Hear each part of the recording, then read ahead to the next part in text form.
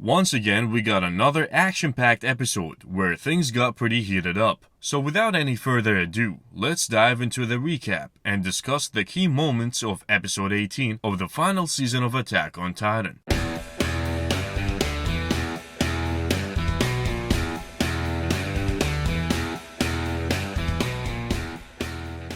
Hello and welcome back to Busyman Reviews. In this episode, Gabi decided to join Colt in his search for his brother Falco, who we see having a heart-to-heart conversation with Nile. Nile, who's in a really tough spot, is trying to come to terms with the possibility of turning into a mindless Titan if Zeke chooses to scream and turn him together with everyone who drank the spinal fluid wine into Titans. We also saw the return of Commander Shadis, who was freed from his prison cell by Connie. As for the rest of the detained military personnel, they were freed as well by the Scouts, and they agreed to have a final stand against Marley under the command of Dot Pixies. However, because they have a limited supply of ODM gear, they decided to prioritize the soldiers who didn't drink the spinal fluid over the ones who did. The decision to stand and fight was not entirely selfless though, as by helping Eren defeat Marley, there will be no reason for Zeke to use his contingency plan by turning them into Titans. Anyway, when the MPs got out to the streets of Shiganshina, Nile spotted Colt and Gabi and decided to do a final act of kindness by leading Falco straight to them to save him from dying.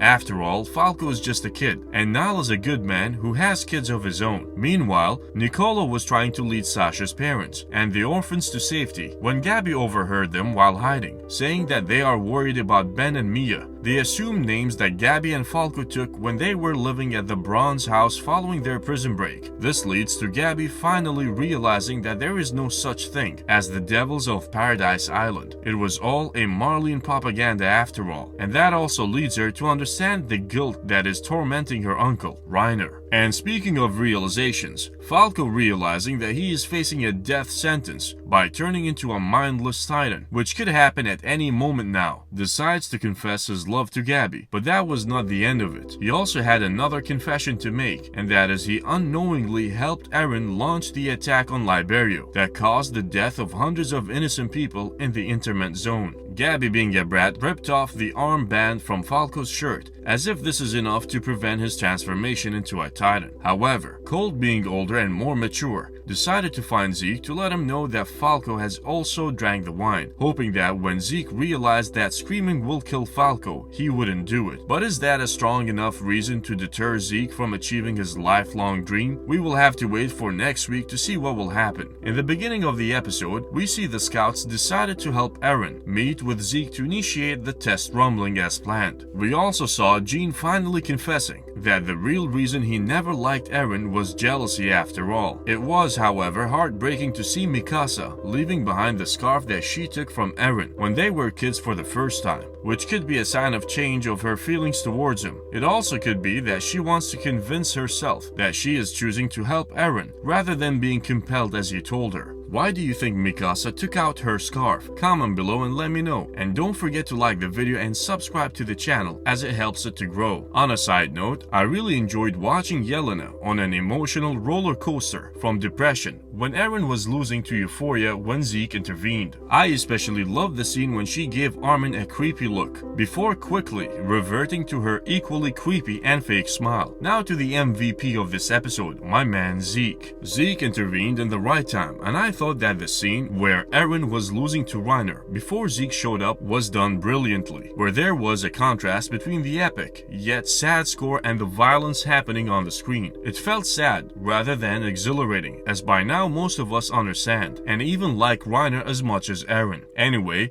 Zeke was on fire and took down the entire Marleyan airship fleet. Not only that, but he was covering Eren's Titan, who was dragging himself towards Zeke. He even delivered a fatal blow to Porco's jaw Titan, who we last saw in a really bad shape. And just when it seemed that the two brothers will finally join forces, boom! His nape was blown out after Pieck faked her death to take him by surprise. And that is why this episode was called Sneak Attack. And so we end up on a cliffhanger where Zeke is cornered and has no cards weapons up his sleeve except to scream with all the power that remained in him to turn the 300 or so who drank his spinal fluid into mindless titans. A risky move, since they will attack Marley and Paradise Island forces equally, but still will buy him and Eren some time to try and join forces. So next week we'll see whether Zeke will do it and scream, or will the intervention of Mikasa, Connie, Jean and Armin and the rest of the military will be enough to save both Eren and Zeke. Overall, I thoroughly enjoyed this episode and can't wait to see what will happen next. Thank you for watching and see you soon with another video and another Busy Man review. Until next time.